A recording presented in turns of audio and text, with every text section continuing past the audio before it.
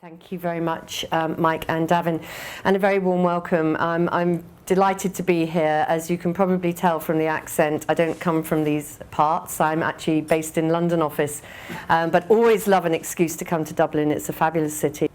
I come from a working class background. I was English state school educated. I didn't go to university. I decided at age 19 that I wanted to get out into the workplace. I wanted to move to London and get a job. I had no idea what I wanted to do, but I was given an opportunity to start in restructuring in a mid-tier firm. So 1981, there I was, a 19-year-old, a non-graduate. I was given a break because it was quite unusual in those days for professional services firms to take non-graduates. And I was really fortunate. I fell into something that I really enjoyed, and so consequently became quite good at. And through my 20s, so back in the day, I was straight, I thought.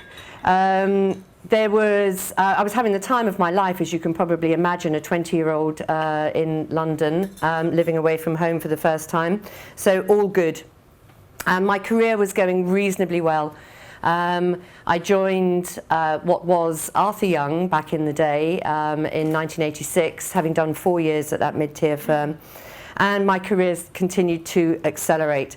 And then I hit a problem when I was 30, and the problem was I fell in love with a woman. It was the first time I'd been in love, and it was certainly the first time I'd been in love with a woman, and that created quite a dilemma for me personally, coming to terms with my own sexuality and so on.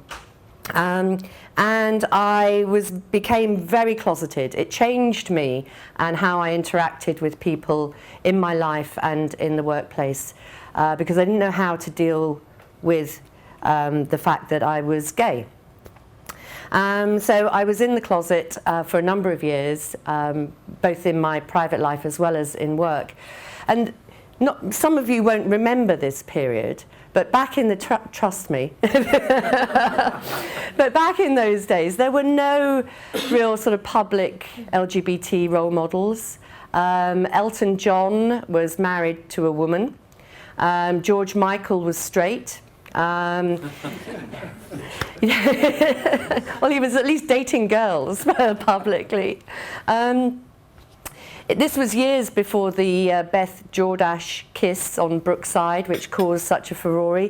And to the extent that there were out LGBT role models in sport or in other areas of public life, they were pretty ridiculed. If you think Billie Jean King, Martina Navratilova, two of the finest tennis players of all time, and they were vilified in the press. So this was not an encouraging environment to be out.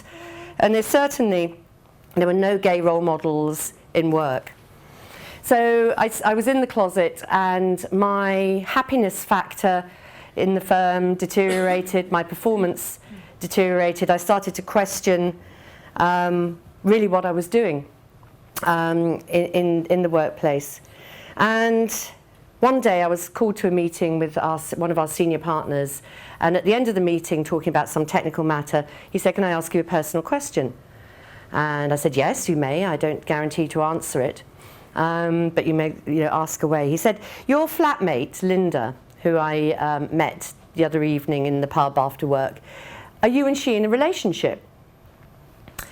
Which was a pretty shocking question, and certainly wasn't what I expected. And my mind went into complete turmoil.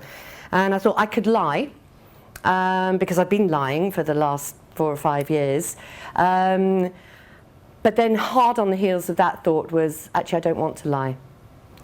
So I told him the truth.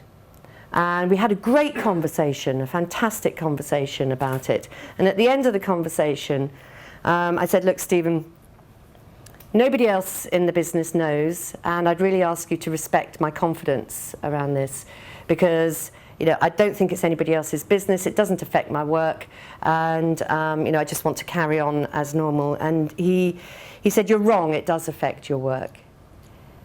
He said, "The thing that will make you the leader that you can be, that you have the potential to be, is to be authentic, and you cannot be authentic if you hide this part of you." So he said, I encourage you to come out, to talk to your colleagues about this.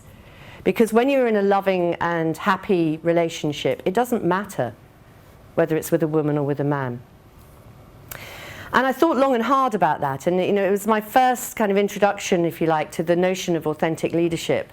And he was being incredibly authentic. I don't think he had any gay friends in his world, but he was being incredibly open and inclusive towards me. And it gave me a huge amount of confidence, not to come bursting out of the closet, but I did at least open the door. And I took a gentle step, and nothing happened. It was great. And so slowly but surely, I had the confidence to come out almost every day. And I'm sure many of you will recognize that actually you still have to make the choice daily, almost, of whether or not to come out when somebody asks you, what does your husband do? What does your boyfriend do? And you've got to make that judgment call of whether or not you gently correct them. So I came out slowly but surely. This was 8 years before I came out to my parents. But it gave me a huge amount of confidence knowing that I had the support of this senior partner in the firm. That if anybody gave me any grief about this, he had my back on this. And so I did come out, and my career took off like a rocket. It was absolutely sensational. I can really distinguish that as one of those turning points, Mike, when I look back and think, if I hadn't had that conversation, if he hadn't been brave enough to ask me, if I hadn't been brave enough to answer him honestly, I don't think I would be in the position in the firm with 27 years of fantastic career under my belt and still going strong.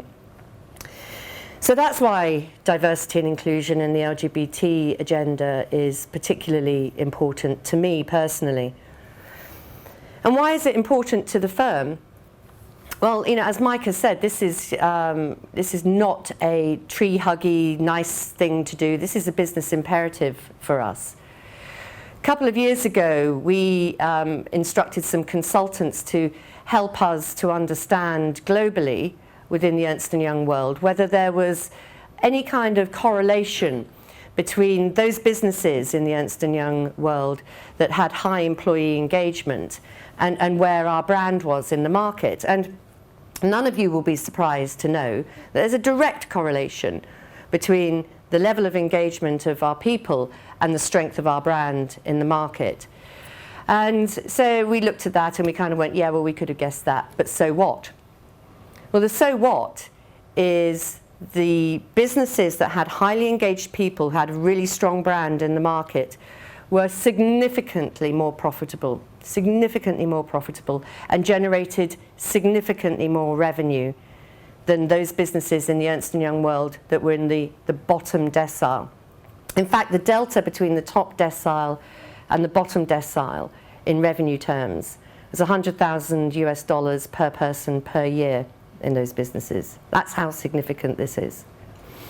And when we look at how we measure engagement, we ask questions in our Global People Survey like, do you feel able to be yourself at work?